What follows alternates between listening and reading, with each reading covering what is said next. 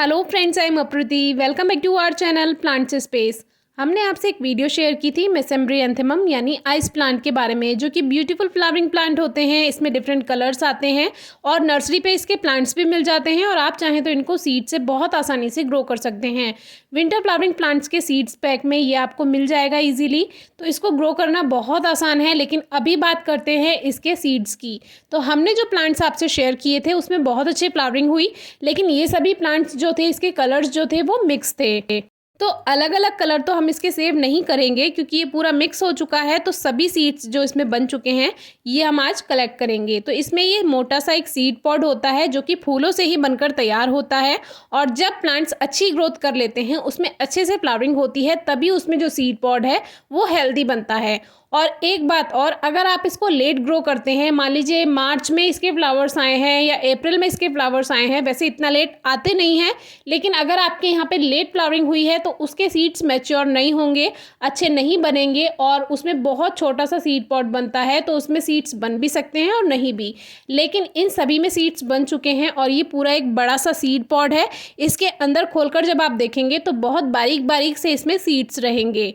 Normally क्या होता है, जो छोटे सीड्स रहते हैं यानी जो बहुत बारीक सीड रहते हैं वो जर्मिनेट होने में काफ़ी टाइम ले लेते हैं, लेकिन ये जो आइस प्लांट के यानी मेसेम्ब्री एंथेमम के सीड्स होते हैं वो बहुत जल्दी ग्रो हो जाते हैं और बहुत आसानी से ग्रो हो जाते हैं। इनको ग्रो करने का जो सही समय है वो सितंबर अक्टूबर है। आप अगर थोड़ा लेट हो गए हैं तो नवंबर तक भी इसको ग्रो कर सकते हैं। तो ये जो है ये एक इसका हेल्दी सीड पॉड है, जिसको खोलकर अभी दिखाएंगे कि इसके सीड्स कैसे होते हैं। और एक बहुत अच्छी इसमें बात ये रहती है कि एक ही सीड पॉड में इतने सारे बीज निकलते हैं कि बहुत सारे प्लांट्स सर्दियों में बनकर इसके तैयार हो जाएंगे।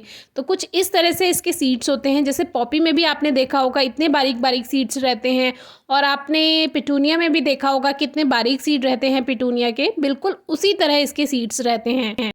इनके सीड्स ग्रो करने के बारे में विद रिजल्ट अपडेट आपसे शेयर किया हुआ है, आप डिस्क्रिप्शन बॉक्स में वीडियो चेक कर सकते हैं।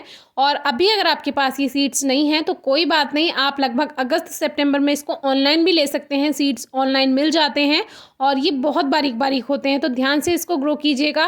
ये सीड पॉड कब कलेक्ट करना है ये भी बात जाननी ज़रूरी है, क्योंकि ये जो सीड पॉड है काफ़ी हार्ड रहता है, तो ये खोते नहीं हैं, बीज बिल्कुल भी इधर उधर गिरते नहीं हैं। तो जब प्लांट पूरी तरह से सूख जाए, जैसे अभी आपने वीडियो में देखा, तो जब ये पूरी तरह से सूख जाएगा तभी आप इसके जो सीड पॉड हैं वो इस तरह से कलेक्ट कर सकते हैं। और इसमें ये भी कोई परेशान होने की बात नहीं है कि अगर हमने सही समय पे इसको कलेक्ट नहीं किया तो क्या ये बेकार हो जाएंगे। ऐसा नहीं होता है, क्योंकि ये एक हार्ड सीड पॉड होता है। इसके बीज अपने आप खुलकर नहीं गिरते हैं, और अगर ये सूख चुका है, जैसे ड्राई हो चुके हैं सारे प्लांट्स, तो अगर बारिश आ जाती है तब भी इसके ये सीड पॉड बेकार नहीं होते हैं। हमारे पास बहुत सारे सीड पॉड इसके थे, लास्ट ईयर के भी थे और उससे पहले भी जो हमने ग्रो किया था उसी से ही आपके पास इतने सारे सीड्स हो जाएंगे। अब देखिए इसमें 4-5 प्लांट्स थे, लेकिन 4-5 प्लांट्स में भी आप देखिए इतने सारे सीड पॉड तैयार हो गए हैं। और इनको जब हम खोलेंगे और इसमें से बीज निकालेंगे तो उन सभी सीड्स को हम मिक्स कर लेंगे, क्योंकि अब ये नहीं पता है कि कलर्स कौन कौन से हैं। या फिर ऐसा करेंगे कि हर सीड पॉड में से कुछ कुछ सीड लेकर के ग्रो करेंगे, तो वो हमें पता रहेगा कि ये जो प्लांट्स हैं ये अलग अलग हैं। तो इस तरह से डिफरेंट कलर्स मिल जाएंगे। और शुरू में हमारे पास ये केवल मेजेंटा कलर था, उसके बाद ये एक हमने नर्सरी से प्लांट लिया था लेमन कलर का, और बाकी ये जो बाकी हैं ये म्यूटेशन से तैयार हो गए थे। लास्ट ईयर की वीडियो आप चेक कर सकते हैं। कोई भी बीज आप धूप में ना सुखाएं, क्योंकि धूप में सुखाने से उसका जो जर्मिनेशन रेट है वो कम हो जाता है। तो कोशिश कीजिए छाया में ही सुखाइए। फिर भी अगर कुछ समझ नहीं आता तो पूछिएगा। Thank you.